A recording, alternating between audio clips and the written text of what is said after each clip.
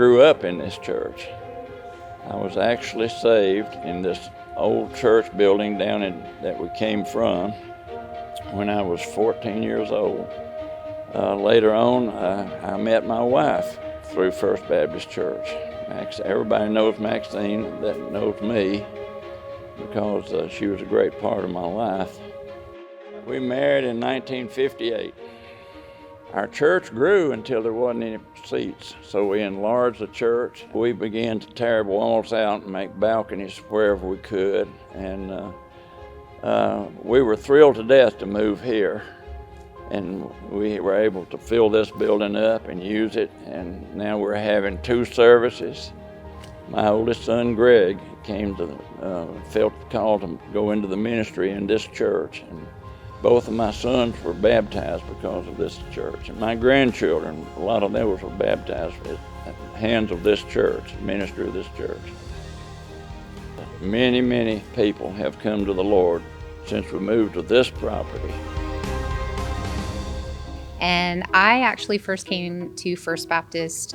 I was invited by a friend, and she invited me to come about 2 years ago. And I started coming with her just sporadically at first, but I just kept on coming. I felt a sense of home. From the first time that I walked in the door here, it felt like home. It felt like I belonged. We just knew, we could just tell this is where God wanted us to be. And it's a Christ-centered church. You hear it from the pulpit. And ever since we've been here for all 8 years, that's what we heard. It's biblically sound, and that's what we want in our marriage. In 2017, I was in an accident on a four-wheeler, and I had severe head trauma, and I was life-flighted to an emergency room, and I've been through a couple surgeries since then.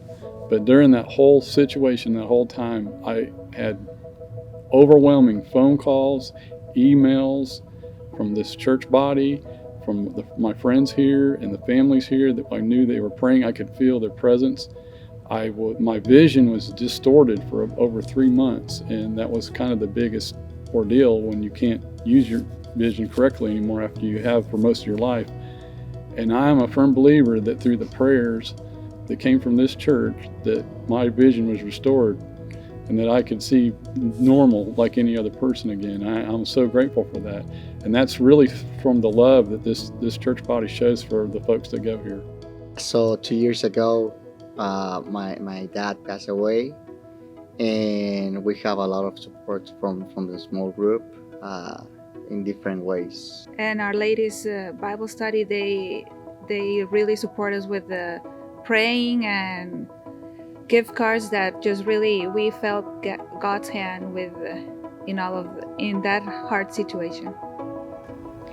Well, we encourage everybody to support to this campaign, and first of all, praying, that God's open all the doors and provide. And also we encourage you, like, whatever you want to give from your heart, it's gonna help for these necessities. I don't believe that God calls us to have a spirit of fear in giving. He commanded us to give, and if He commanded us, He's going to take care of us. This church has given us so much, in form of Michael had his baptism here, our spiritual growth. We were married, and the church surrounded us in love for that. Pastor Courtney performed our ceremony. He was one that also did his baptism. The children's ministry and David Love provided us food when Daxton was born, and gifts, and even homemade blankets. We've had so much love, support, and growth as a new married couple and new parents. And to know that we can give back to something like that to help other families that are coming to this church, and that can be paid forward, is just so worth it. There's no extent, no limit to how far out our influence can reach. Our community is one of the fastest growing in the state right now, and we need to reach more people for the Lord. So it's time again to start thinking about improving and moving